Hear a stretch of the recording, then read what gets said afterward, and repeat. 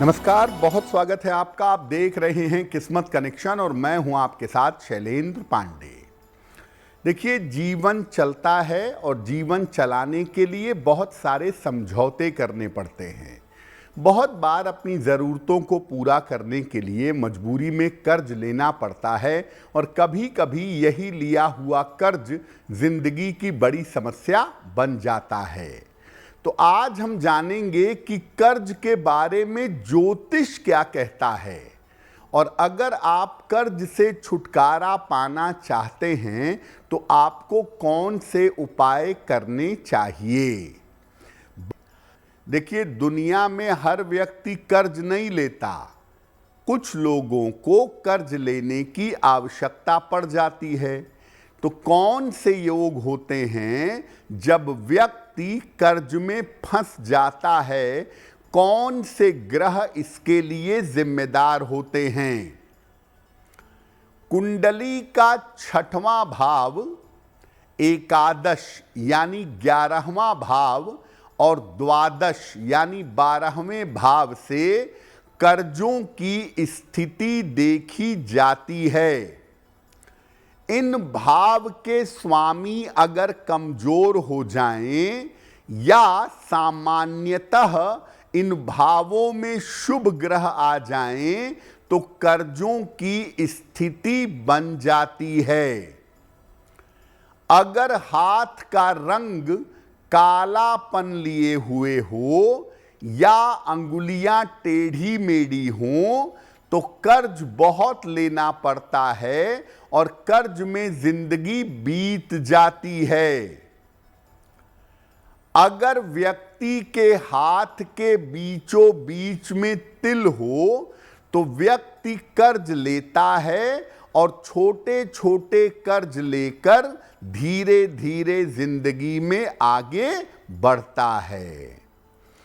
तो बहुत सारी ऐसी स्थितियां परिस्थितियां होती हैं जब व्यक्ति को कर्ज लेना पड़ता है और कर्ज लेकर व्यक्ति जीवन में आगे बढ़ पाता है। बहुत बार ऐसा होता है कि बड़ी आसानी से कर्ज चुक जाता है, कभी कभी कर्ज बिल्कुल नहीं चुक पाता और कभी कभी आदमी जानबूझकर कर्जा नहीं चुकाना चाहता। तो ये स्थितियां ज्योतिष में कब बनती हैं? दायित्व के भाव पर, जो 6ठा भाव है, आपके दायित्व का भाव है, उस पर बृहस्पति या शुक्र का शुभ प्रभाव हो तो कर्ज आसानी से चुक जाता है। अगर मंगल का प्रभाव हो तो कर्जा चुकता तो है लेकिन काफी कठिनाई के बाद। शनि का अगर प्रभाव हो तो व्यक्ति के लिए कर्ज चुकाना एक चुनौती होती है और तमाम प्रयास करने के बावजूद व्यक्ति का कर्ज नहीं चुक पाता। राहु केतु का या खराब बुध का अगर प्रभाव हो तो व्यक्ति बहुत सारा कर्जा लेता तो है लेकिन कर्ज कभी नहीं चुकाना चाहता। कर्ज को लेके फ्रॉड करता है, पैसा दबा लेता है या पैसा लेकर भाग जाता है। शनि और मंगल दोनों कर्ज के भाव पर असर डाल दें तो कर्ज के कारण व्यक्ति को अपमानित होना पड़ता है और शनि मंगल का नकारात्मक प्रभाव हो तो व्यक्ति कर्ज की स्थिति में आत्महत्या भी कर लेता है, ऐसा देखा गया है।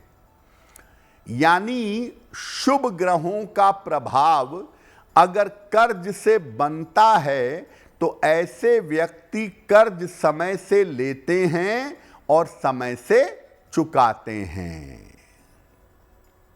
देखिए, आज के समय में घर बनाने के लिए, गाड़ी लेने के लिए, बच्चों की पढ़ाई के लिए कर्ज लेना थोड़ा जरूरी होता जा रहा है।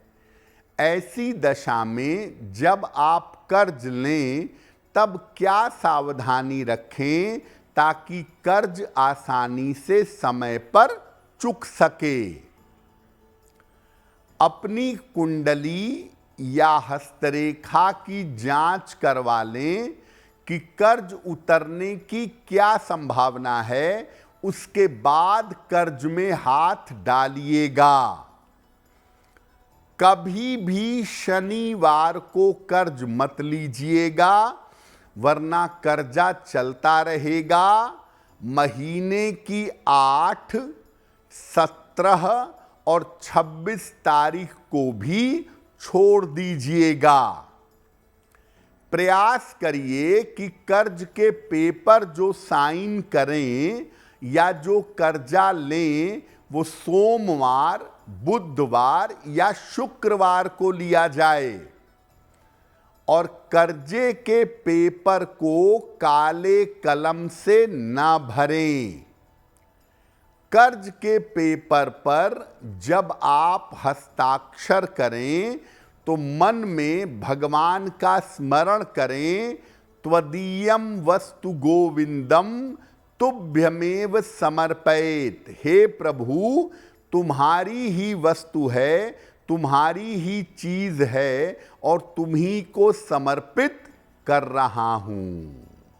बहुत बार ऐसा होता है कि ब्याज की वजह से, समय की वजह से, परिस्थिति की वजह से कर्जा बहुत ज्यादा हो जाता है और लाख उपाय करने पर चुक नहीं पाता है। क्या करें?